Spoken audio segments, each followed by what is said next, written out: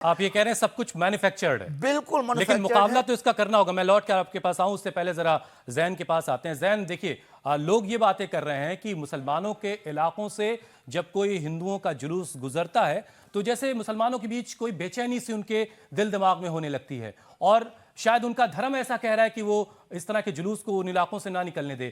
تو مذہبی نقطہ نظر سے کیا بات ہے، آپ بتائیے ذرا۔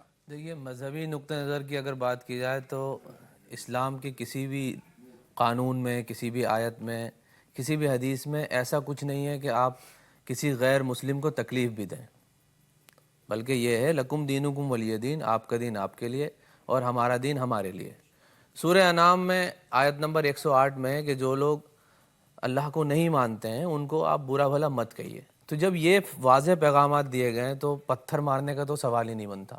اب سوال یہ ہے کہ پتھر کس نے مارے، اور سوال یہ ہے کہ جو لوگ اس پتھر مارنے والی جو ذہنیت ہے اس کو اس آگے سوال بڑھا کا رہے ہیں۔ جواب ہم ادریس صاحب سے، حسیب صاحب سے لیں گے۔ آپ تو یہ بتائیے کہ کیسے آپ سوسائٹی کو تیار کریں کہ مسلمانوں اور اس دیش کی بہو سنکھیک آبادی یعنی ہندوؤں کے بیچ امن بحال ہو، بھائی چارگی رہے، اس طرح کی نفرتیں نہ ہو۔ اس کے لیے آپ لوگ کیا کوشش کر سکتے ہیں، کیا ہے آپ کے پاس؟ قریب آؤ تو سمجھ لو گے ہمیں، یہ فاصلے تو غلط فہمیاں بڑھاتے ہیں، تو ہمیں قریب آنا پڑے گا۔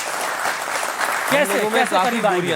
اس کے لیے کیا کچھ کوشش کر رہے ہیں، آپ کر رہے ہیں، آپ کے جیسے اور لوگ جو تمام عالم دین ہیں ان کی طرف سے کچھ کوششیں کی جا رہی ہیں؟ اس کے لیے کوشش کی جا رہی ہے اور بڑے پیمانے پہ کی جا رہی ہے۔ بطور خاص ندوے سے ایک تنظیم ہے تحریک پیام انسانیت، اس کا کام ہی یہی ہے کہ دلوں کو جیتنا۔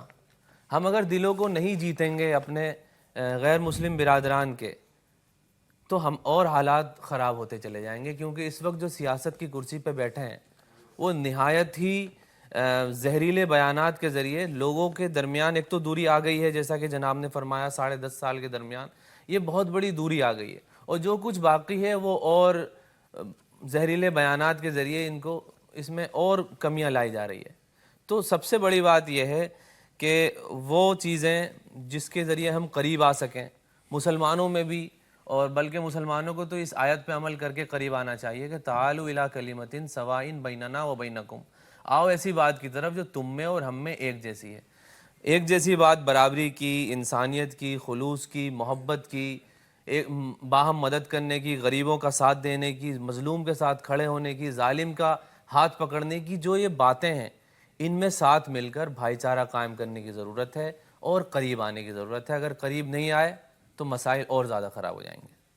ڈاکٹر ادریس ذرا سمجھائیے کہ بھئی یہ جو بہرائچ میں ہوا، اس کے علاوہ مختلف حصوں سے وہ خبریں آئیں، تو اس کا علاج جو انٹلیکٹ سوسائٹی ہے مسلمانوں کی وہ کچھ تلاش کر رہی ہے تاکہ اس طرح کے حادثات نہ ہو، اتنی نفرت نہ پھیلے؟ دیکھیں، ہم تو کوشش کر رہے ہیں۔ آپ کی جو تنظیم ہے مجلس مشاورات، وہ کیا کر رہی ہے؟ ہم لوگ اپنے طور پہ کل بھی ہم نے ایک پروگرام کرایا تھا اسی طرح کا اپنے مشاورت کے آفس میں، کہ ہمارا مسلمانوں کا اسپیشلی عورتوں کے لیڈیز کے لیے کرایا تھا کہ بھئی کس طرح کا معاشرہ بنایا جانا چاہیے۔ مسلمانوں کے دل میں کسی اپنے ہم وطن کے لیے کوئی نفرت نہیں ہے، اور نہ پہلے تھی نہ اب ہے، لیکن جو حالات ہیں جیسا فیضان صاحب نے کہا، سیاست کے طور پہ ایک جو پارٹی ہے وہ ایک ہی بورڈ کی طرف سیاست کرنا چاہتی ہے، اور دونوں کے، اور یہ صرف تبھی ممکن ہے جب دونوں کے دلوں میں نفرت ہوگی، ایک دوسرے کے خلاف ہوں گے۔ تو وہ نفرت کا جو ماحول پیدا کر رہے ہیں، ہم کتنی جدوجہد کر لیں، لیکن جب آدمی کے دماغ میں یہ بیٹھا دیا گیا کہ نہیں، ہماری شکل دیکھتے ہی، ہماری داڑھی دیکھتے ہی وہ ہم سے ایک نفرت کرنے لگتا ہے، ایسے ماحول میں اپنے آپ کو ایک کرنے کے لیے ہم اپنی طرف سے کوشش کر رہے ہیں، لیکن یہ تب تک ممکن نہیں ہے جب تک حکمراں جماعتیں جو ہے اس کو بار بار ایک دلیل یہ دی جاتی ہے کہ اکسایا جا رہا ہے۔ بالکل اکسایا جا رہا ہے۔ دیکھیں، پورے ملک میں یہ جتنے لوگ بیٹھے ہیں، ہر چھوٹے قصبے میں بھی کوئی بھی، چاہے مسلمانوں کا جلوس ہو چاہے ہندوؤں کا جلوس ہو، ایک روٹ طے ہے، ایک بالکل فکس ہے روٹ کہ بھائی اس روٹ سے نکل کے جائیں گے۔ اب جو حالات ان 10 سال میں ہوئے ہیں اس میں یہ ہے کہ وہ روٹ کے برخلاف جاتے ہیں، جو جو مسلم ایریا ہیں اس میں جلوس نکالتے ہیں زبردستی، اور وہ نکالنے میں بھی کوئی اعتراض نہیں ہے، سب لوگ ماننے کو تیار ہیں، مسلمان ساتھ چلتے تھے۔ لیکن ایک جو نیا ٹرینڈ چل گیا ہے کہ جو ڈی جے بجتا ہے اس پہ ڈی جے پہ اتنی گالیاں اور اتنا لغو باتیں کہی جاتی ہیں مسلمانوں کے خلاف کہ آدمی نہ چاہتے ہوئے بھی مطلب خون دھارمک اس کا جلوس میں گالیاں بکی جا رہی ہیں ڈی جے گالیاں بکیا. آپ ڈی جے سن لیے ان کے ڈی جے سن لیے کیا حالت ہے. تو کیا اس طرح کے جو سانگز ہیں گانے ہیں یا بھجن ایسے بنا رکھے گانے ان کے خلاف کچھ کمپلین بھی کیا آپ لوگوں نے کبھی؟ ہر جگہ کمپلینٹ کرتے, لیکن حالات یہ ہو گئے کہ پولیس ساتھ میں چلتی ہوتی ہے اور پولیس ان کو نہیں روکتی. بھائی ایسے گانے کیوں بج رہے ہیں؟ اگر کسی بھی طرف جلوس نکلا ہے, آپ کسی دیوی دیوتا کا وہ ہے, اپنا ان کا گڑگان کرتے جائیے نا. آپ ہمیں گالی دینے کی ضرورت کیا ہے بھائی؟ جب ہمیں آپ گالی دے رہے ہیں, ہمارے گھروں پہ چڑھ جا اور رہے جب چھوٹی چھوٹی فیس بک پوسٹ اور ایکس کی پوسٹ پر کاروائی ہو سکتی ہے, تو اگر اس طرح کے بیہودہ پھوہڑ گانے ہیں اور جس سے نہیں, مذہب وہ کی ساتھ میں پولیس چل رہی ہے, پولیس نہیں روک رہی ہے اس کو.